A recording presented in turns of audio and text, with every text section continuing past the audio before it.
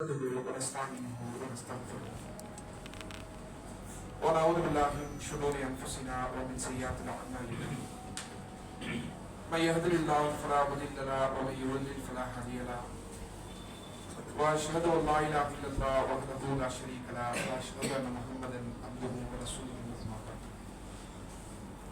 فقد قال الله تعالى في محكم القران الكريم اعوذ بالله من الشيطان الرجيم بسم الله الرحمن الرحيم يا أيها الناس اتقوا ربكم الذي خلقكم من نفس واحدة وخلق منها زوجها وبث منهما رجالا كثيرا ونساء واتقوا الله الذي تساءلون به والأرحام إن الله كان عليكم رقيبا يا أيها الذين آمنوا اتقوا الله حق تقاته ولا تموتن إلا وأنتم مسلمون يا أيها الذين آمنوا اتقوا الله فقولوا قولا سديدا يصلح لكم أعمالكم ويغفر لكم ذنوبكم ومن يطع الله ورسوله فقد فاز فوزا عظيما.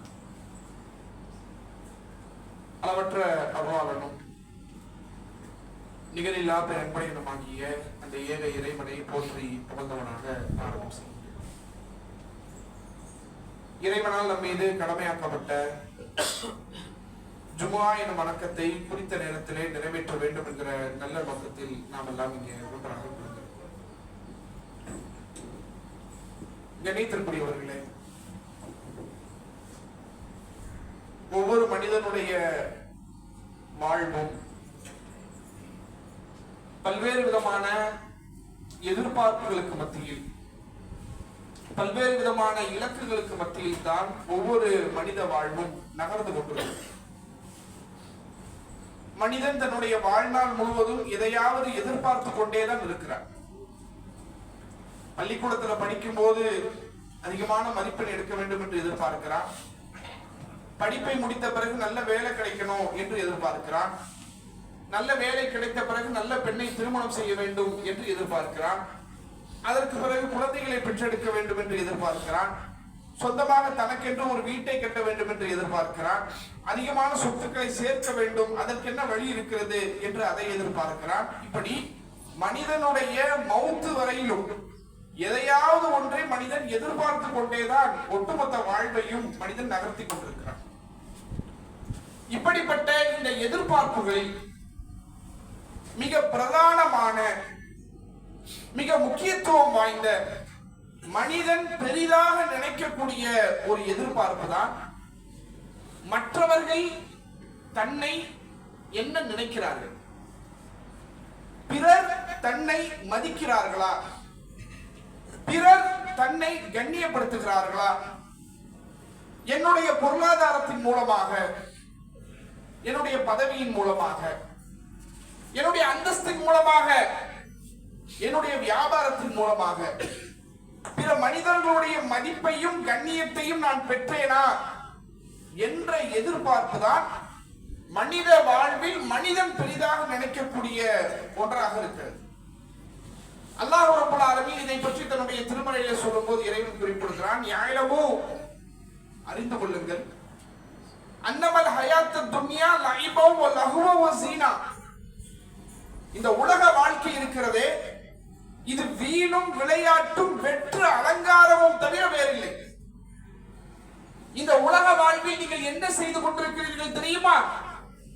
தஃபாகுரு பைனக்கும் வ தகாசுரு ஃபில் அம்வாலி வல் அவுலாத், நீங்கள் உங்களில் ஒருவர் மற்றவரிடத்திலே பெருமை எடுத்துக் கொண்டும் தன்னுடைய செல்வத்தையும் தன்னுடைய குழந்தைகளையும் அதிகப்படுத்திக் கொள்வதிலும் தான் இந்த உலகத்திலே நீங்கள் போட்டி போட்டுக் கொண்டிருக்கிறீர்களே ஒழிய உருப்படியாக நீங்கள் எதையுமே செய்யவில்லை என்று இறைவன் சொல்கிறார்.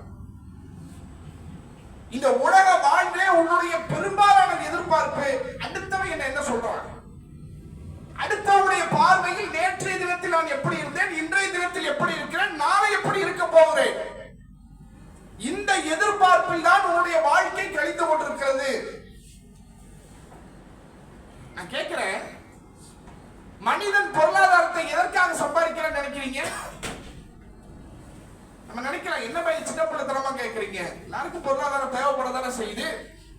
காசு இல்லாட்டி சாப்பிட முடியுமா? காசு இல்லாட்டி வீட்டுக்கு வாடகை கொடுக்காம இருக்க முடியுமா? காசு இல்லாட்டி கரண்ட் பில் கட்டாம இருக்க முடியுமா? எல்லாத்துக்கும் பொருளாதார தேவைதானே. பொருளாதாரம் இல்லாம வாழ்க்கை இயங்குமா? இதெல்லாம் ஒரு கேள்வியா என்று நினைக்கிறான். மனிதன் வாழ்வதற்கு பொருளாதாரம் தேவை என்பதை மாற்றுகிறதில்லை. ஆனால் இன்றைக்கு பெரும் கொண்ட கோடீஸ்வரர்கள் செல்வத்தை சேகரித்துக் கொண்டே இருக்கிறார்கள். ஏன்? ஒரு பெரும் பணக்காரருடைய பொருளாதார நிலையை பற்றி ஒரு அறிக்கை வெளியிடுகிறார்கள்.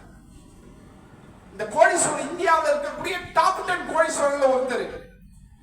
அவருடைய சொத்து மதிப்பு எவ்வளவுனா, இன்றைய தினம் இன்னைக்கு அவர் முடிவெடுக்கிறார்.